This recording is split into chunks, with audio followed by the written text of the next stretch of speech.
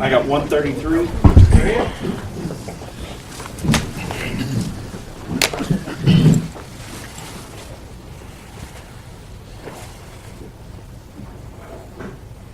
Heavenly Father, I thank you for Commissioner's Court that believes in the power of prayer. I pray God will make great decisions concerning our county.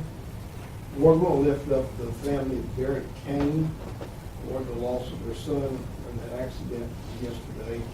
We will lift up also the lady who's driving that car, God. We just ask you to minister to them by your Spirit where they're at. We ask all these things in Jesus' name. Amen. Amen. Thank you. I pledge allegiance to the flag of the United States of America and to the republic for which it stands, one nation, under God, indivisible, with liberty and justice for all. Honor the Texas flag. I pledge allegiance to thee, Texas, one state, under God, one and indivisible. Okay.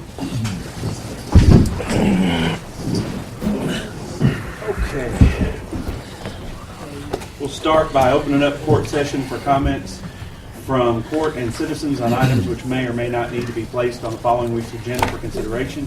Each person addressing the court may be limited to 3 minutes. Y'all gonna have a wreck.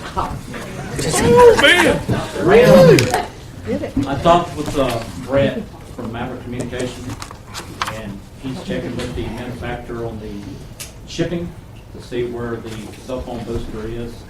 1442 location. He said he will get back with me later this afternoon, give me an update on when it's actually going to be shipped to his company. Then he'll schedule the actual work date of the deal. Okay, great. And we talked earlier, we're still getting numbers in reference to the precinct 2 Yes, we're. Commissioner's office.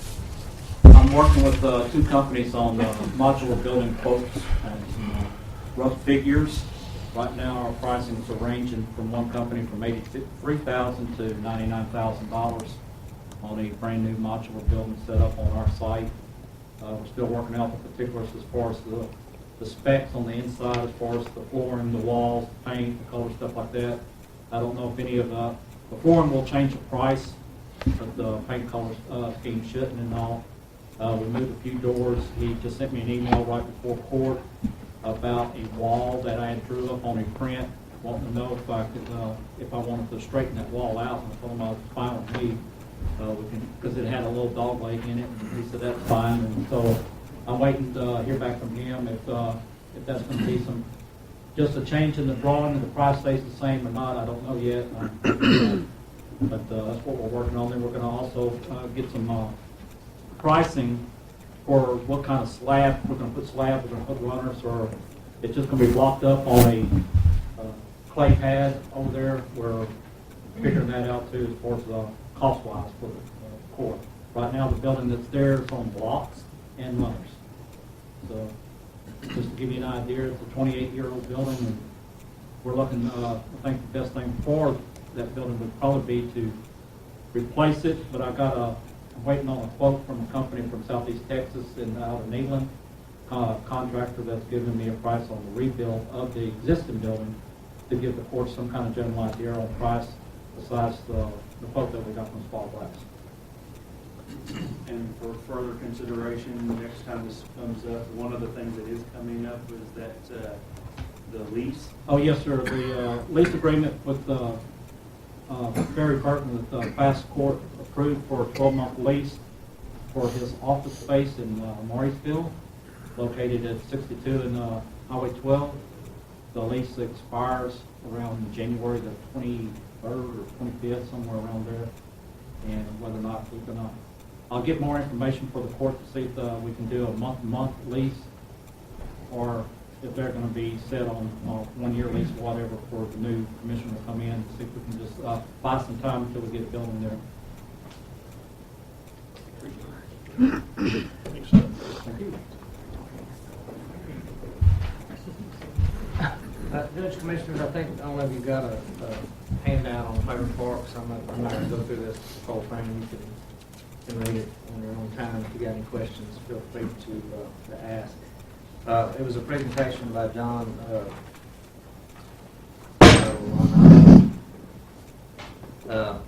who is the engineer that's working on the parks program.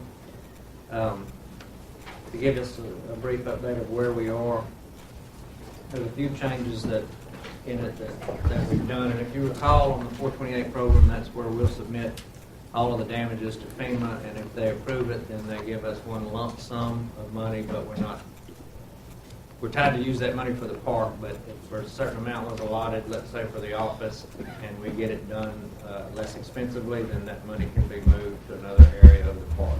It's a lump sum payment, basically, from FEMA. It fits the park well. One of the changes is the office building, which was more than 50% damaged, so it can be fully replaced. And it does partially lie in the flood zone, so we've talked about having that actually moved from its current location, either closer to the road or a little bit back, or maybe to the other side of the road, whatever it's going to take to get it out of the floodway.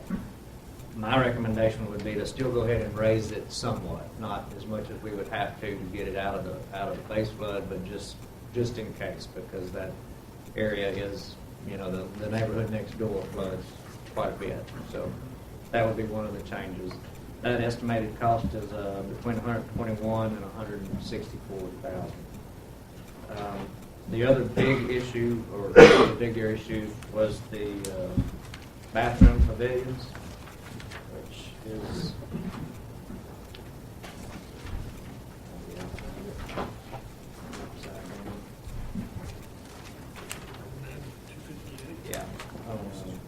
I didn't have a page number. The restroom pavilions, replacing those as well. The repair estimate was $30,000 each. There's 3 of those, so you're looking at somewhere between $190,000 and $258,000. And by the way, clerk or judge, if I missed something that you think needs to be brought up, please interrupt me. Just let them know that some of these ranges are repairs, replacements, of course, will probably bump a little higher, but if we're eligible, we'll take it. Right, exactly, yeah. And This these- isn't bids for contract yet, this is just. No, this is just the estimates that they're going for the application for payments. So that, some of the major concerns on that were the fireplaces that are located in there, because that apparently was the main structural reinforcement for the roof to be attached to. And those are not in good shape, so that has to be replaced or repaired. A few of the other smaller ones were the other pavilions that were there. They're not a lot. They're not very expensive on their own by themselves. So he lumped all of those together, and I'll let you go through those, read through what needs to be replaced on those. And I guess one of the other last biggest ones was some of the bridges that were in there that'll have to be brought up ADA compliant, and possibly change out the material. We discussed that.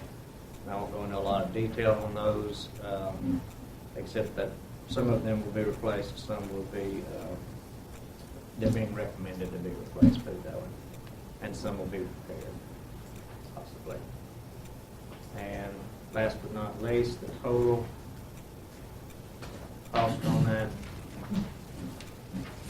is somewhere between $458,000 and $623,000 at this time, which there's a few more things that the engineer is going to add in there, so that price may bump up a little bit.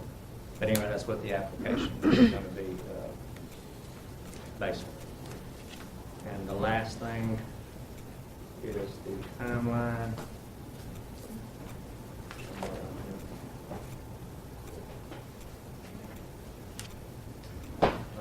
Which is the second to last page. And as you can see where we're standing now, and we'll continue to update the court as we go through this and it gets more nailed down. Excuse me. And when we submit to the FEMA for approval will be sometime in January.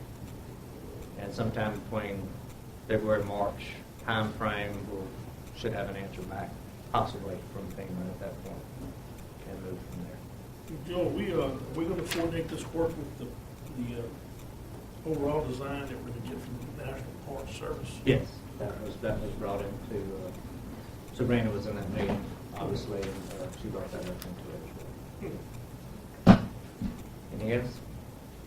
Just to your point, Sabrina also added that working with the National Park Service may include some things that aren't in here, like potentially, and these are all things we have to look into, no guarantees, but potentially reopening that bridge and taking in that big area that's been closed off where they do all the bird watching. Yeah. She's looking into doing that again and see if we can't get them on board for that too.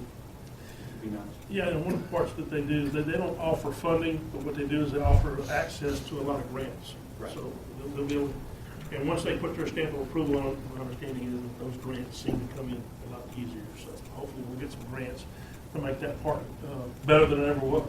So hopefully that happens. For the restrooms, specifically on that, because restrooms took up a large portion of our time today, we discussed what we had and what we're looking at going to, and not only is it more cost effective, but a modular type system, maybe definitely something a little bit more modern, something that has a lot more ease of maintenance as opposed to what we have now, and maybe even separating them from the actual pavilions. They'd be their own structure. There's several reasons for that, but cost is one of them. And I think it lasts a whole lot longer the way they were talking about it. This is all things that they're going to present to FEMA on our behalf to try to get this. These numbers that they're estimating, these numbers are what they're estimating to request from FEMA. And the $623,000, correct me if I'm wrong, that reflects the high end of the repair cost. It'll also probably go up if we can start getting replacements as opposed to repairs. Well, I think actually both, for repair and replacement, or something, depending on which structure it was. The downside to everything is if they submit it and they're talking about sometime in January, we get an answer sometime towards the end of February. We're going to have a plan drawn up. If this may be sometime before we actually get that part up to 100% where it was before. That's the downside to it. But that would be true if we went the traditional route with FEMA anyway. Right. And I think that rate's probably a little bit optimistic as far as FEMA's answer. Yeah, I'm thinking it's probably fair. Yeah. The line's not as long as the 428 though, because there aren't any up. My understanding from Nancy that this kind of got started in Sandy. Right.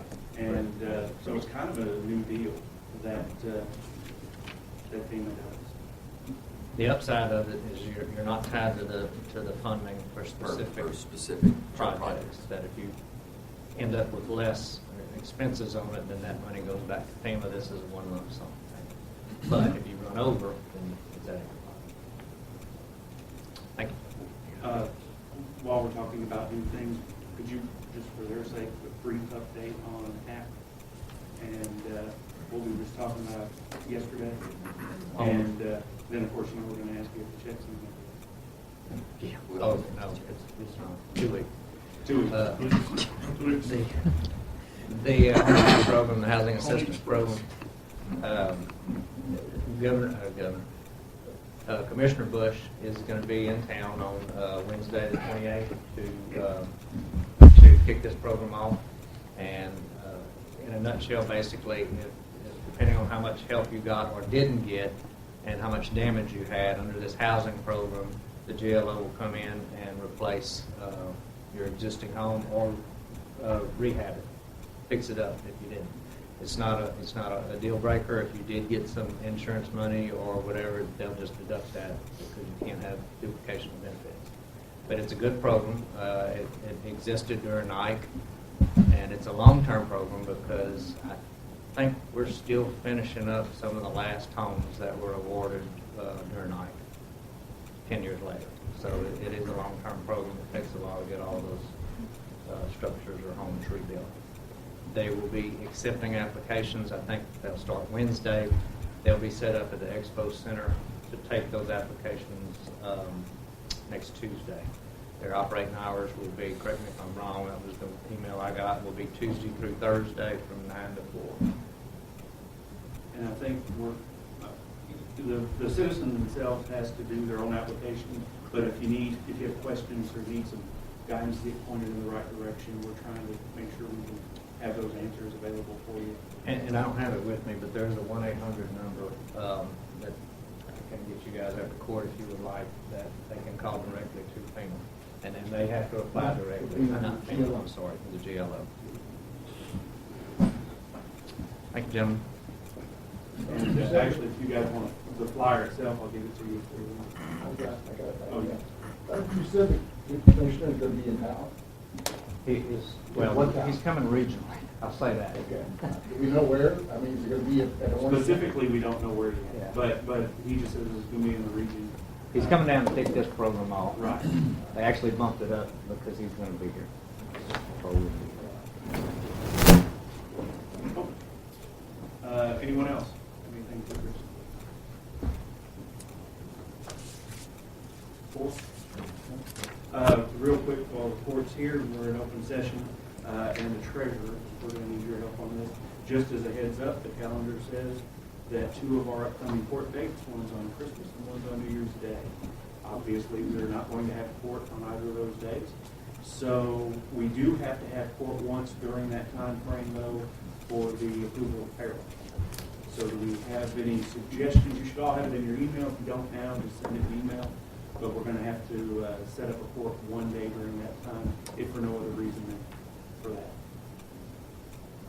Any suggestions? We were looking at the 2nd in the morning, around 10 o'clock, but y'all want to look at something else?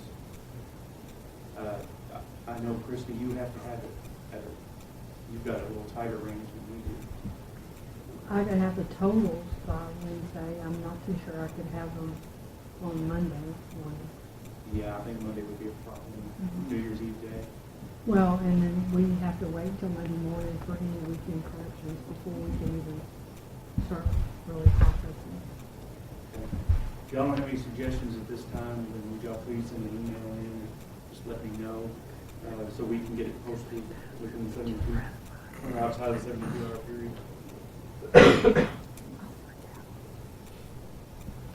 Anything else? Okay. Number 2, discussion and possible action regarding approval of the monthly reports from the county treasurer for the month ending October 31st, 2018, and recording in the minutes of the report. A, approval of investments in the amount of $13,816.67. B, approval of interest earned to date in the amount of $15,245.61. C, treasurer's report of revenues received and disbursed in accordance with local government code 114.026D, an affidavit of approval by court. This will be available on the county's website for viewing. And D, pledge security collateral for a total of $94,013,695.52. Summary as follows. Wells Fargo Bank, $83,293,324.27, and First Financial Bank, $10,720,371.25. Any next? Maybe separate. I didn't see. Report. 1. Okay, Good. Aye. 3. 4. Aye.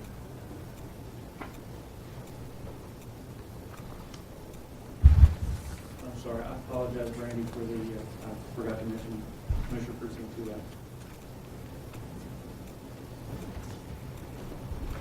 Number 3, discussion and possible action regarding payment of bills approved by the county auditor as per attested listings, and also specifically as follows.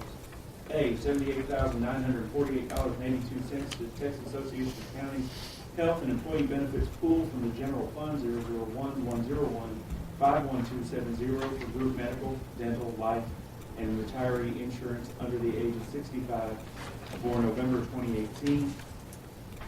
B, $78,915.22 to United Healthcare Insurance Company from the General Fund 001-101-51270 for retiree group insurance for 65 years of age and older for the month of December 2018. And C, $2,238 to Claybar Funeral Home from the General Fund 001-111-54290 for indigent funeral expenses. Yes, we have scheduled bills by fund and department. Fund 1, the general fund, we have $380,620.25. Fund 2, Road and Bridge, $6,534.93. Mosquito Control, $804.07. Adult Probation, $8,845.38. And the airport, $41.78. For a total of $396,846.41. Move we pay the bills. Second. 1-3, 1. Okay. Judge, aye, 3, 4.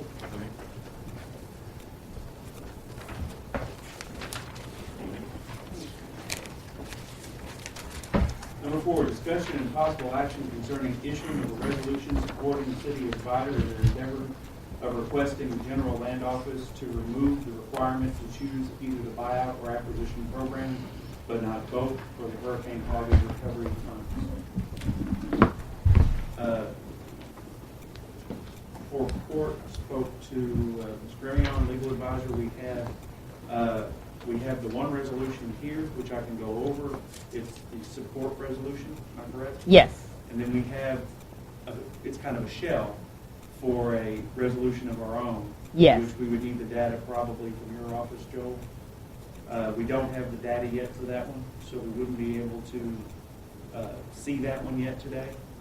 But we can go over and decide which one we want. What I did with the resolution in support of Vidor's, the City of Vidor's resolution, is rather than just saying we support their actions, is I sort of detailed the harm independent to Orange County so that it's a resolution in support of and also joining in with the request. So in that resolution of support, we are independently making that request without actually copying and pasting their resolution. So in my personal opinion, I think the resolution in support, which requests independently, is sufficient. But if you want it with specific numbers like the City of Vidor had, then we'll have to get that and do that based on the other ones. Because the newest one that you've written, I like that one. The resolution in support, that's the one that I sent to everybody. I like that, yeah. Would y'all that's- like me to read this to the court? Yes. Resolution in support. On this, if adopted on this 27th day of November 2018, the Commissioners Court of Orange County, Texas met in duly called convened lawful session in Orange County, Texas. Correct members present. Among other matters, the following item up for consideration and adoption, the following resolution. Support the action and resolution of the City of Vidor formally requesting that the Texas General Land Office eliminate the requirement for local government entities to select either buyouts or acquisitions of properties for the Harvey Community Development Block Grant Disaster Recovery Funding. Whereas Orange County acknowledges that there are some homes and properties within the county that will only be eligible to be bought out and some that will only be eligible to be acquired, and whereas Orange County is in agreement that the required election results in large segments of the population being underserved, and further, that prohibiting governmental entities from using funds for both buyouts and acquisition limits the entity's abilities for end use of the land for mitigation or housing efforts, and whereas Orange County would urge that eliminating the election requirement will allow for more of the county citizens to be helped as quickly and efficiently as possible. I like it. I think it shows a little bit stronger support, and that's what I was looking This too. How about you, Mayor? I just got issue, that looks good. Sounds good to me. And Judge, I move we go ahead and accept that resolution of support. And I apologize last week for not being here. I had family with vehicle problems and rescuing, so. You weren't here? I apologize. Okay. 4 and 3. You missed our whole blackberry. Motion from 4, second by 3. 1. Hey, Judge, aye. 3. 4. Aye. You'll have to correct the first line to strike through Mr. Burton's name when you fill it out.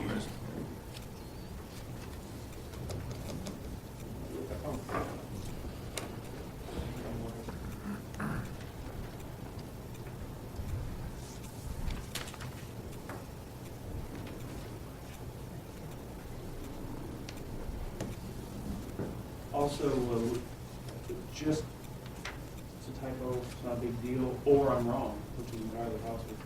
Grant disaster recover funding or recovery funding? Should be recovery, right? Grant disaster recovery. Would you like me to add the line? Sure. I apologize for that. No big deal.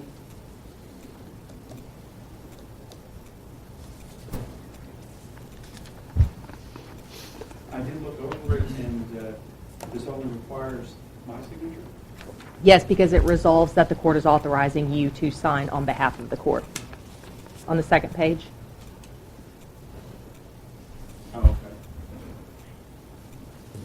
okay. Let's see. Moved by.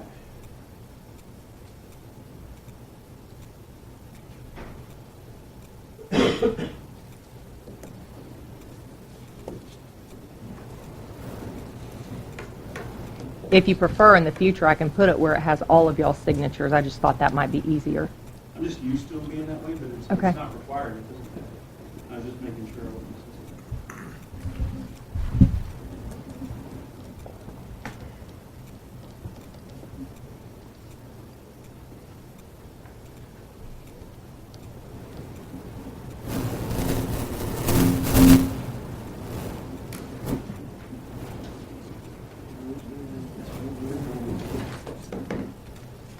This was all the horrible handwriting. Okay. Number 5, discussion and possible action to accept for filing the Chapter 59 Asset Forfeiture Report for the Orange County Sheriff's Office for fiscal year 2017-2018. This report is required each year by statute, and a copy of this report will be sent to the Office of the Attorney General.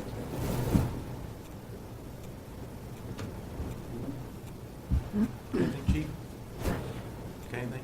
No, sir, that's just a required, that's just a required report that we have to send in, and like it says, it will be sent to the AG's office. So moved. Second. Any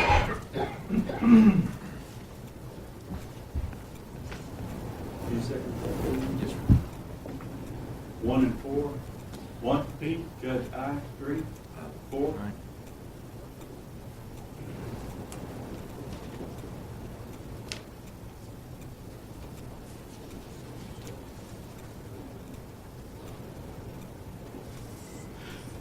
Number 6, discussion and possible action on requesting a 6-month extension of the November 30th deadline to advise the General Land Office of Orange County's intent to apply for the funds allocated for the Harvey Recovery Project.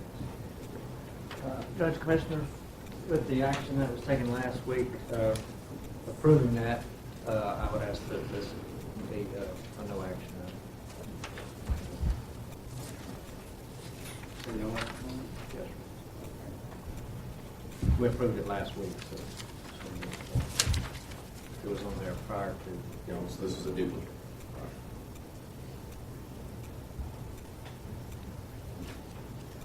Do a redo? Hmm? Redo? It was originally already put the on, agenda for It- this week prior to y'all taking action last week. we determined last week that the wording of the agenda item last week was broad enough to cover the extension as well. Just as a discussion item then on this, if I understood you this morning correctly, the idea is this won't tie our, we've already agreed to accept funds. This simply doesn't tie our hands as to specifically how we want. It buys us time, I mean, it gives us time to see how all of this plays out in the meantime, if they accept it. Yeah.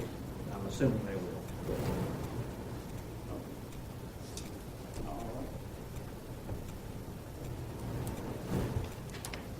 Moving right along. Number 7, discussion and possible action by the court to accept a road use permit bond LPM 9290790 in the amount of $40,000 from Square Mile Energy LLC.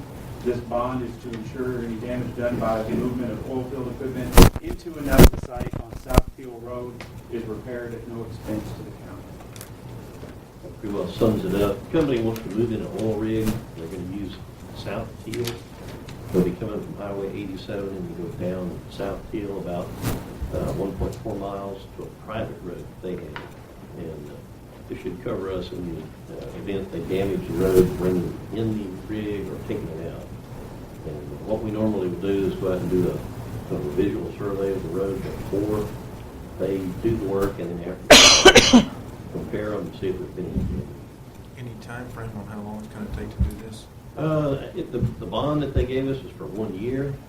Typically, they won't be in there that long to drill the well, put it into production if it comes in. The last one I had any knowledge of was 3 months was their estimated time.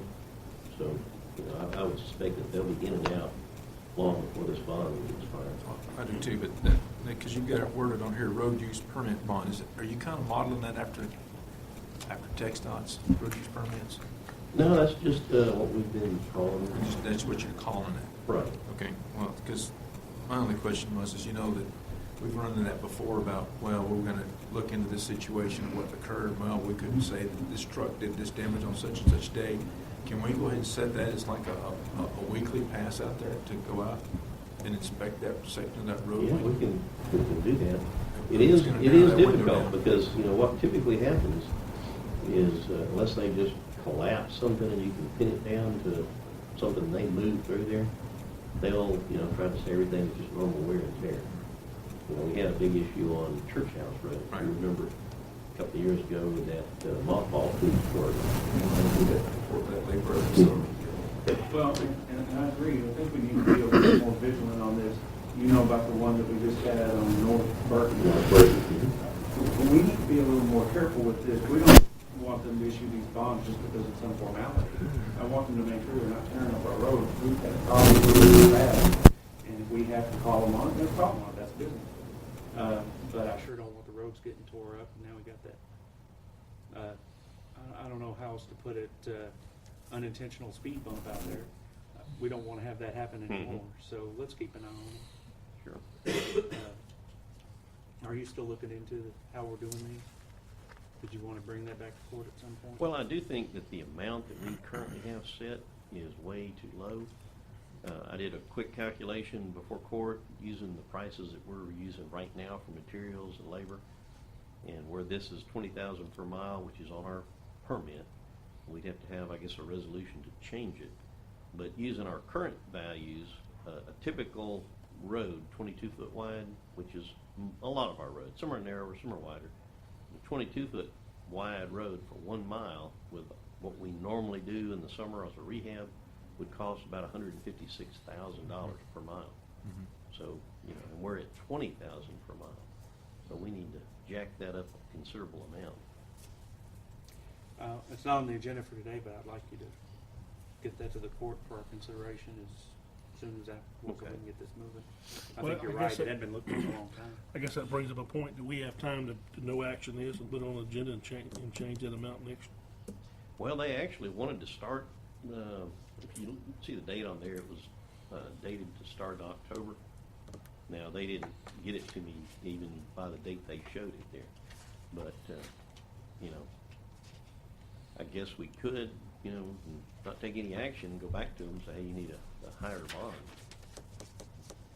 Regardless of the amount of the bond, we still can pursue action against them to fix whatever damage they cause. Having the bond there is just makes it easier, because what it amounts to, when you get right down to it, is they don't want for us to ever use that bond, because then the next one will cost them a higher amount. It's like an insurance policy. If you had a bunch of claims, then you're going to go back, and the next guy that issues you that policy is going to raise the price. Right, and the action, but financially, from a money perspective, if we go back in any other way other than the bond, then when you start tacking on $10,000 retainer fees, yeah, you might win, but you end up spending your money on attorneys. No offense. So the bond's certainly a better way to go. That's why we have them. I don't know. Do y'all want to hold off on it, or do y'all want to move forward on this and let him go ahead with this for the next project? What's y'all's thoughts? I don't have a problem holding off. I think we hold off. That road's already in bad shape. Put some heavy equipment on it, it's probably liable to get a lot worse fast. So Well, if you that think is- that's the case, that's what's going to happen. That is one of the issues. We have had some Harvey damage out there. we had rebuilt that road under the CERTS grant project about 4 years ago. 3 years. So it's relatively new. It's in decent shape, but there are some soft spots. Has FEMA gone out there for this one? I don't know. They haven't been in precinct 1 yet. I don't think to- so. Right in that border, but they haven't been there yet. Well, if we start running those trucks over them, or they start running those trucks over them before FEMA goes out, I could see where they would say, well, that's not from Harley. It's- Right. Yeah, and I believe we have marked the road already for the Got the FEMA orange damage, paint? the orange or the white, depending on what we had at the time. But they haven't inspected it yet. Can you, when you inspect that road, the pre-inspection, Clark, can y'all do a video recording? That's what I would like to do. I don't really have anything other than a cell phone camera at this point to do it. I was looking at possibly buying one of those GoPro cameras. Before you do, we might be able to help you out with that. Okay. Sheriff's Department might be able to loan us something. Yes. I do think a visual You'll get it back. recording, driving through at a low speed in both directions would be very good evidence later in the event we had to try to apply any pressure to the company to fix it. Now, I also don't want to hold up the company any longer than we have to. Is there any way you can get FEMA, tell them about the project, and then get them to go check that road so they can knock it off their list? And then We can try. you can't hurt, all they can do is tell you no. Yeah, That's what I'm yeah, saying. we'll Send them try. out there now If for that. they'll go. for that road. Well, they won't, as you can imagine, with FEMA, it's a process. Yeah.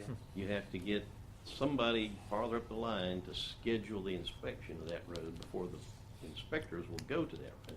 It is a process. But we'll undertake to try to get that done. I'm going to go ahead and table this so we can do a resolution, hopefully in the future, maybe change that amount, or at least address that amount. So We this will decide be if we no wanna action. change If there's the no amount. objections, we'll no action this item. No action. Good with that. Clark, will you make sure you get that on the agenda for next meeting? With Denise's help, All right. we can come back next week. All right, sounds good. All right. Which leaves us number 8. Discussion and possible action regarding adjourning Commissioners Court meeting. So moved. Second. 1 and 2. Oh, no overtime? 1 and 3. 1 and No overtime, huh? All right. 1.